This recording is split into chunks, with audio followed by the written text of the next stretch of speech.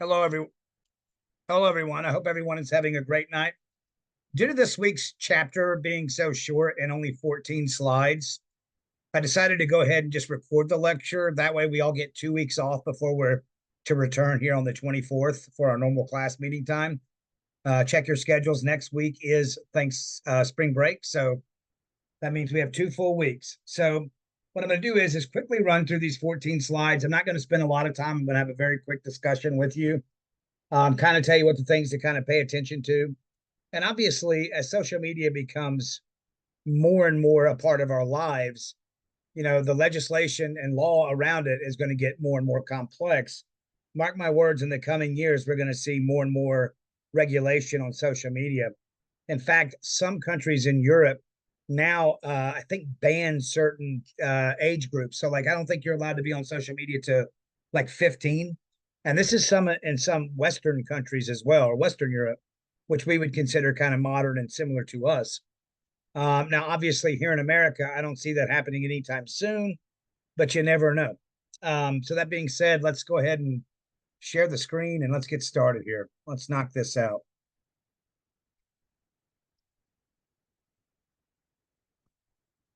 All right, let me make sure I am on the right. I am not on the right one here. Give me 1 second, folks.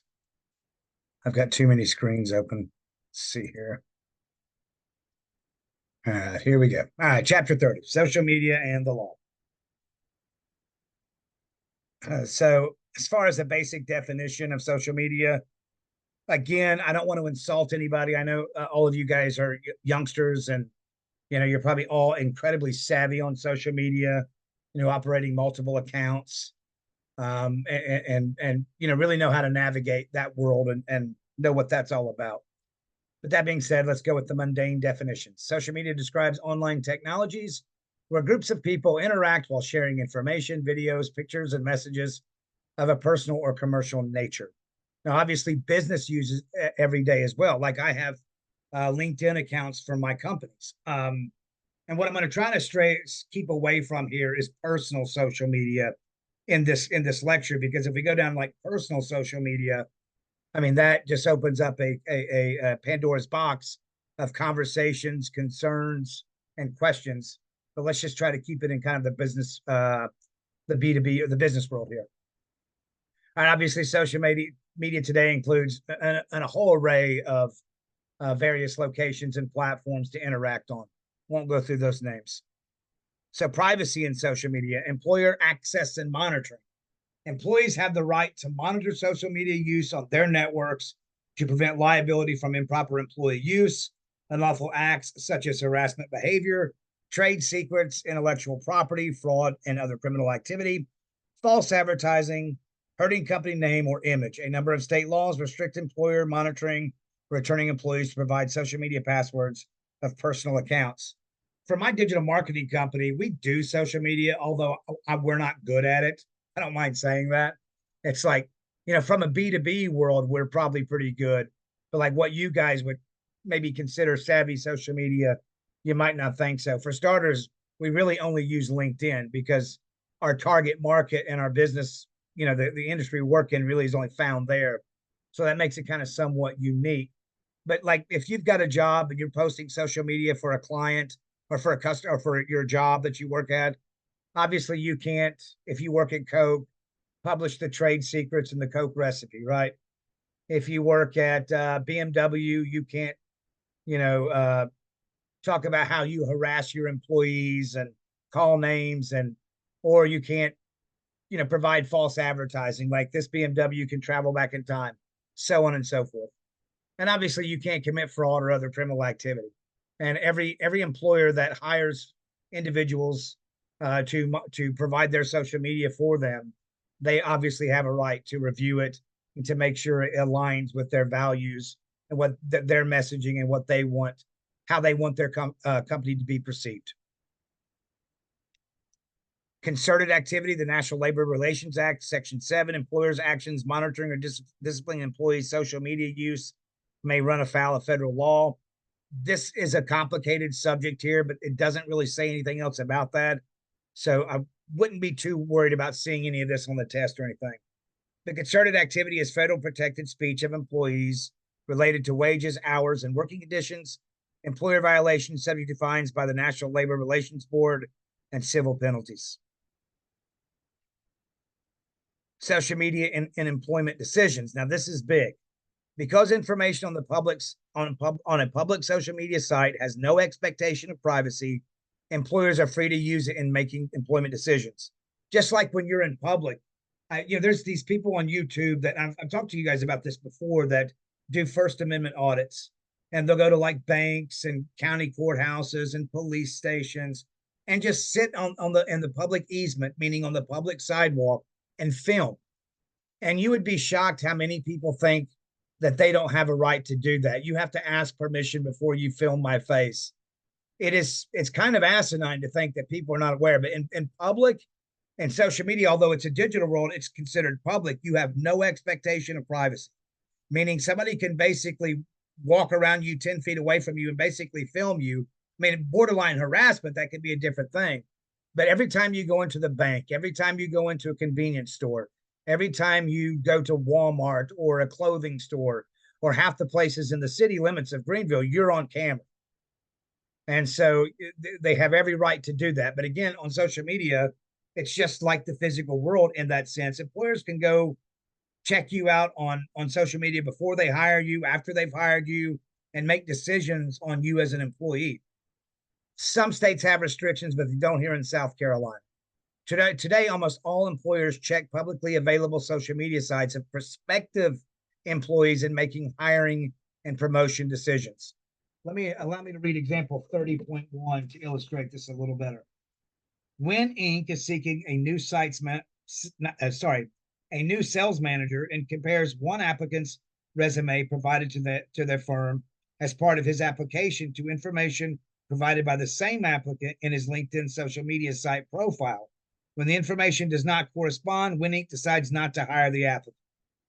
So perhaps this person on their resume or something said they had this education, this experience, and weren't exactly telling the truth. And then they go to LinkedIn, it didn't add up. So they saw some gray area there and used that to kind of make an executive decision and not hire the individual. Going to pause real quickly. Obviously, to get counted present for this class, you have to answer a question, and I'll make sure I answer that later or pose that question here in a slide or two. Evidence in civil trials. Well, this goes without saying, right? Like if it's public domain and something in social media provide evidence, you can bet your Billy go that they're gonna use it, right? Personal and commercial social media is subject to court discovery and use in civil and criminal trials. Most social media is permanently on the web somewhere and may be found. Now, obviously, it's not on the web if you've deleted everything and nobody screenshotted or saved it. I'm sure it could be pulled back up from the company itself. But once something goes live on the internet, especially if you're a high profile person, it is forever there. Federal rules of civil procedure recognize social media email and require they be preserved by businesses for a certain number of years in case needed for later evidence. So obviously, you can just see what here. Obviously, because it's public and you have this video, image files, and stories and posts, social media is often used in criminal trials in today's world and civil trials, but certainly in criminal as well. Speaking of crime in social media, we all know what cyber stalking is: hurtful, threatening messages, images passed online to damage an individual or business. This also can be borderline defamation, which, if you remember defamation, libel, and slander. Obviously, if you're defaming a company or committing defamation on a company or an individual online, it's going to be libel because it's written down, video, or whatever. It's not the spoken word. But we all know what cyber stalking is. Identity theft or fraud. We all know what this is. Criminals using personal posted information to then impersonate a person by engaging in fraudulent acts such as credit card, bank account, or other crimes. A lot of Americans across the country, older Americans, get bombarded from countries in Asia. Won't even name the countries here, but that are constantly trying to fraud them and saying that they're the computer security company or they're Microsoft or this or that. And I told you guys earlier this semester how this has happened to my mother at least 3 times, I feel like. I had to pay $250 last night, or my computer was gonna crash. And I'm like, geez, they just ripped you off, and they'll be back. $250 is not the big score. They're gonna try to pick you apart over the coming years. And I told her, do not answer those calls. That's not what's happening. And you folks have probably never had that call happen in your life. And there's a reason why. They know how old you are. And you would not be in what's known as their target market. It'd be tough to fool one of you young folks with something like this just because you're too savvy in that digital landscape. All right. So going back to defamation, as I mentioned earlier, defamatory and offensive speech, defamation on social media is actionable as in any other case, right?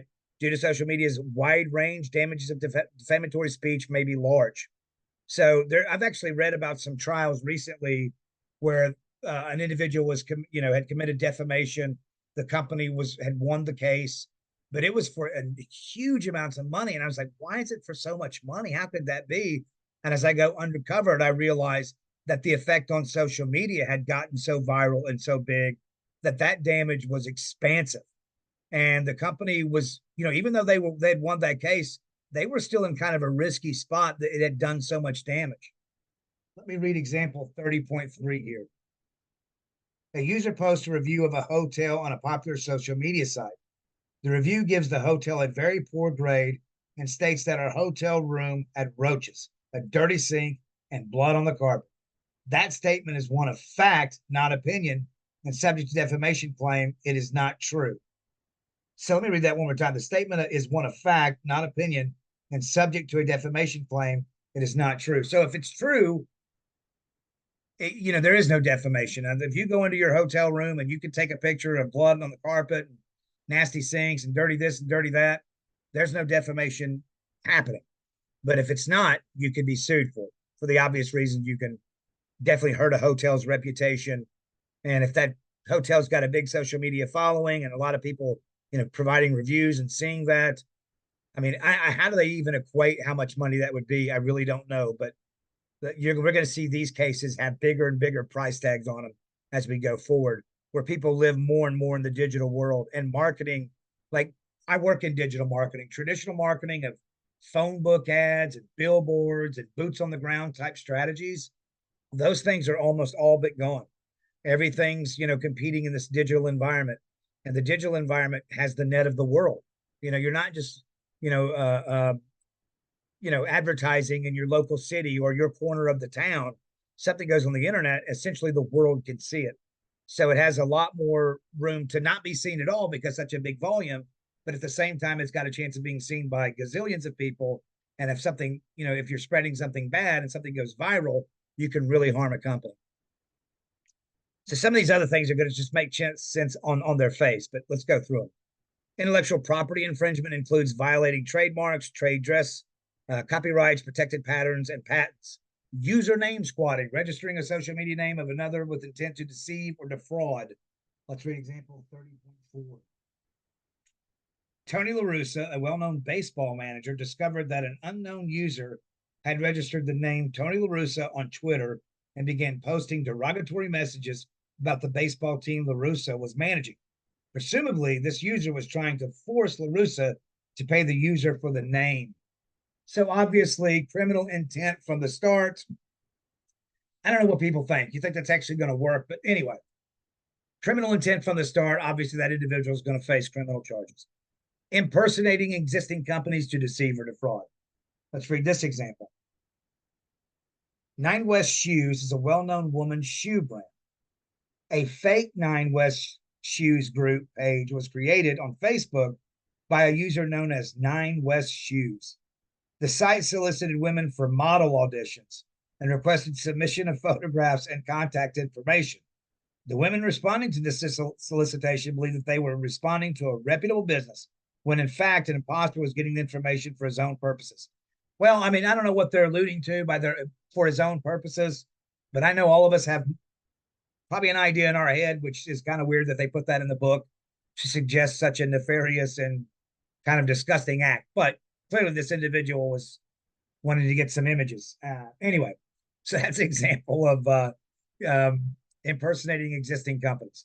All right, improper affiliations, unauthorized. Let's read an example here. And the definition is a social media group activity implying relationship with a business. And you could see this with influencers. I think I saw this with an influencer maybe 3 or 4 years ago. He was claiming that he had like a partnership with Nike or something like that. But the individual did not. And then, of course, as a result, that individual had committed a crime. But you can imagine if you're an influencer and you get a partnership with a company like Nike, what that would mean for your channel or whatever you were trying to do could be exponentially huge. And I believe that individual thought they were just small enough that they could say that no one would ever say anything. But of course, the individual was prosecuted. Let's read example 30.6 here.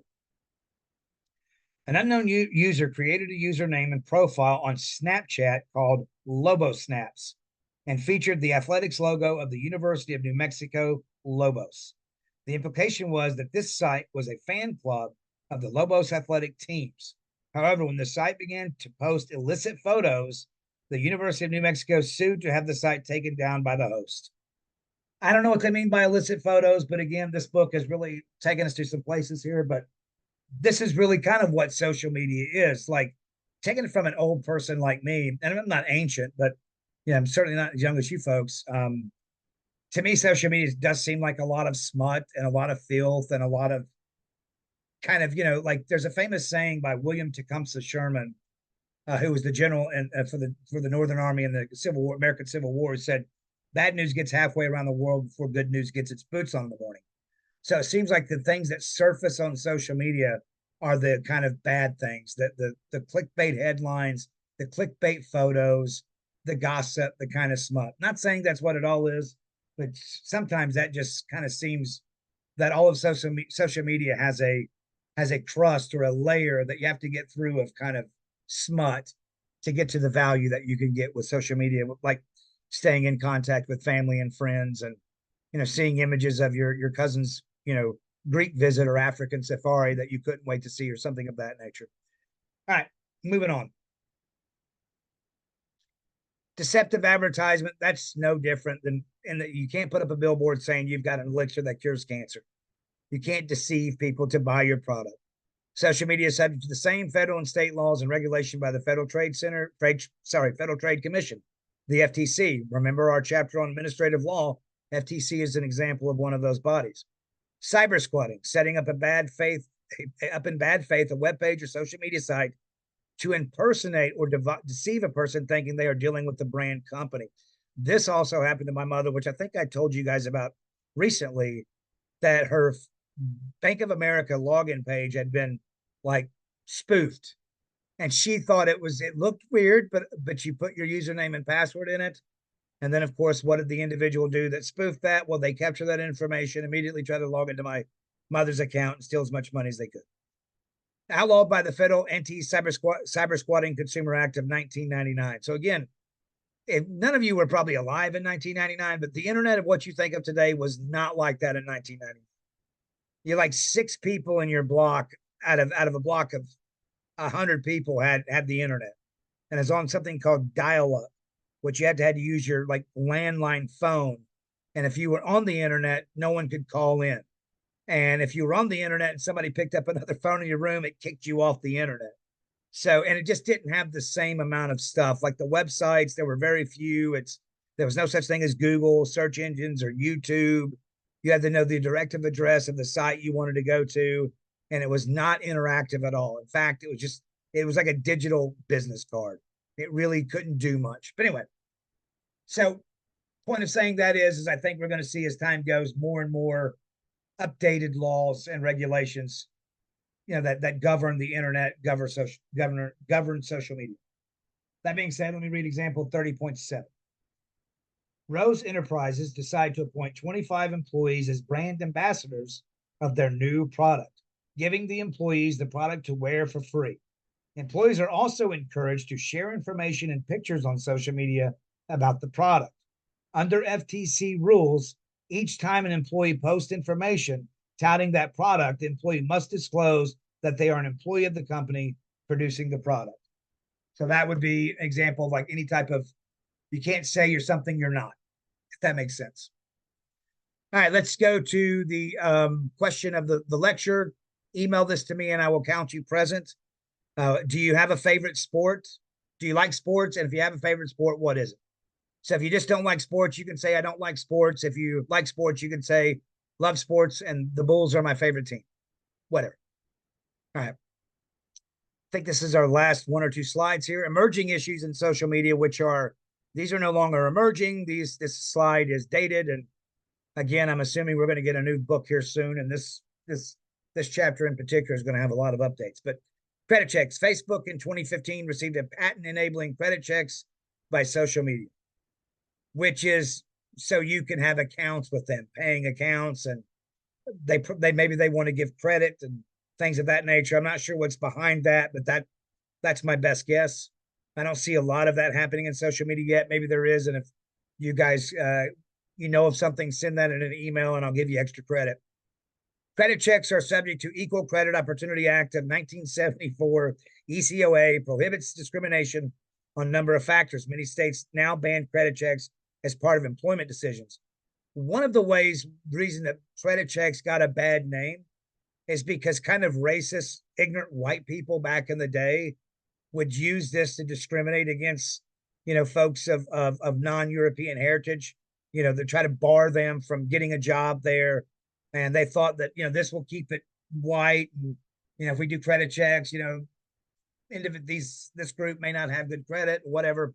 And I could really go off on this subject, but that's a good example of why that exists. And that's another one of those ways to say, hey, government's not always bad. Sometimes they make good laws, right?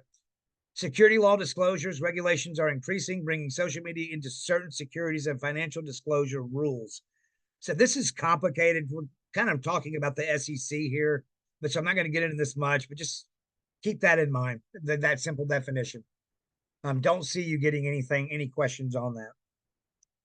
I have more emerging issues, although I will, I'm assuming that this is, stuff we're seeing today, but some of this with X is somewhat recent. So social media company responsibility, new evidence at Twitter and Facebook. We all know Twitter is X now, that the FBI collaborated with or coerced them to direct the narrative on various public issues.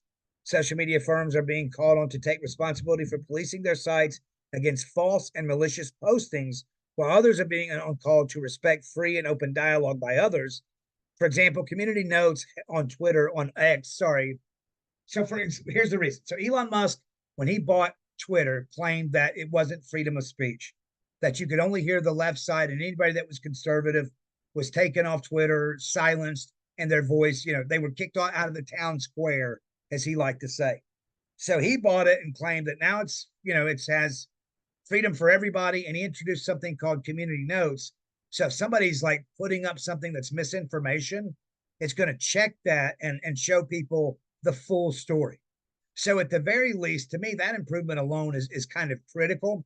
And if people that are on X, if you will, and if they check that community notes out, I think whether you're on the left or right or somewhere in the middle, you might see that as a good thing. Again, don't want to get too much mired down in this because this conversation may never end. But also, like, there's, some of this comes from during the 2020 election, I believe it was, like, a lot of social media. For example, the guy that runs Facebook, maybe it's Mark Zuckerberg. He was saying that the Biden White House, now this is coming from his words, so this is not my opinion or anything like that, had contacted their office about suppressing the Hunter Biden laptop story. So it didn't hurt the election, which when you think about that, like that is exactly what America tried to create and run away from in Europe 250 years ago. The king controlling all the information, if you will. But anyway, just a point of concern. If you guys want to offer any thoughts on that, feel free to add that in an email. Give you extra credit. So question, if social media sites actively engage in censorship, who decides what is misinformation and what isn't? What happens when they get it wrong? So the one thing that's hard about, like, with this is the big thing with social media, misinformation, but they're privately held companies. They're not public. So they essentially like, I know conservatives used to say about Twitter, just come out and say you're liberal and just let the cat out of the bag and we'll stop. Okay, we realize you. We're going to be quieted on this platform. We're not going to be allowed to share a voice, so on and so forth, because you're saying who you are. But these are private companies, so this is something that's going to be fleshed out in the coming years on who exactly owns that information, how much can they manipulate it, so on and so forth. Could there be something like the public good come into the play, and the federal government pass a law that mandates all of these companies follow a certain set of guidelines? That's probably where it's headed. All right. State and federal and social media law is evolving on access to social media in a variety of transaction situations. As I said earlier, we are not seeing the end of social media laws. This is just the beginning. So that being said, that's this quick chapter on social media. If you have any questions, feel free to add that in your email. Don't forget to send your email with the question I posed to get your to be counted present. That being said, enjoy next week. You guys have spring break, and we'll again, I think it's the 24th. Yep, 24th at 6 p.m. See you folks then.